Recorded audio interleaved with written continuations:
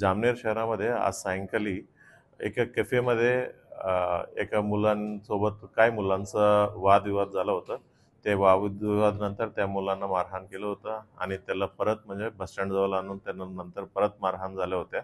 मग त्याच्यानंतर त्यांचे आई-वडील त्या स्पॉटवर पोहोचला आणि नंतर त्या मुलांना हॉस्पिटलला नेलं आणि हॉस्पिटलला उपचारादरम्यान त्यांचा मृत्यू घोषित करण्यात आलेला आहे. या पूर्ण घटनेमध्ये पोलिसांनी आमचा एफ-आय-आर दाखल करण्याची प्रक्रिया चालू आहे आणि आतापर्यंत आम्ही 2 आरोपींना ताब्यात घेतलेलं आहे आणि आतापर्यंत 8 लोकांचं नाव देखील आम्ही निष्पन्न केलेलं आहे. पोलिसांनी आमचं 4 टीम आम्ही एल-सी-बी सहित म्हणजे इतर बाकी पोलीस स्टेशनची 4 टीम आम्ही तयार केलं. ते इतर आरोपींना देखील आम्ही लवकरात लवकर आम्ही अटक करणार आहे. सर्व लोकांना मी पोलीस डिपार्टमेंटमधून हीच आवाहन करू इच्छित आहे, म्हणजे पोलिसांनी आपलं काम करतायत. कोणताही अफवा कोणी विश्वास करू नये. पोलिसांनी त्यांचं पूर्ण जबाबदारी पार पाडत आहेत.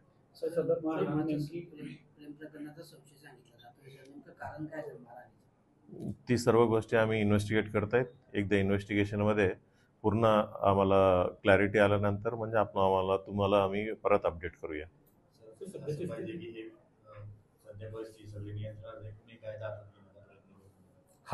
सध्या परिस्थिती सर्व नियंत्रणात आहेत. म्हणजे जरा जामनेर शहरातले सर्व नागरिक आम्हाला सपोर्ट करतायत आणि कोऑर्डिनेट करतायत, सहकार्य करतायत.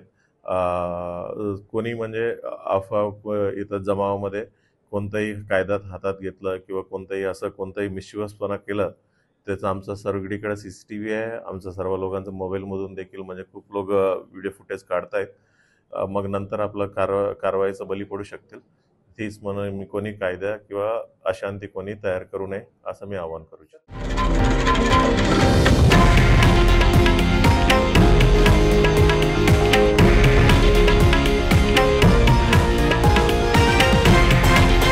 हे आहे देशातील नंबर 1 न्यूज नेटवर्क आणि आपण पाहत आहात TV9 मराठी, एकमेव.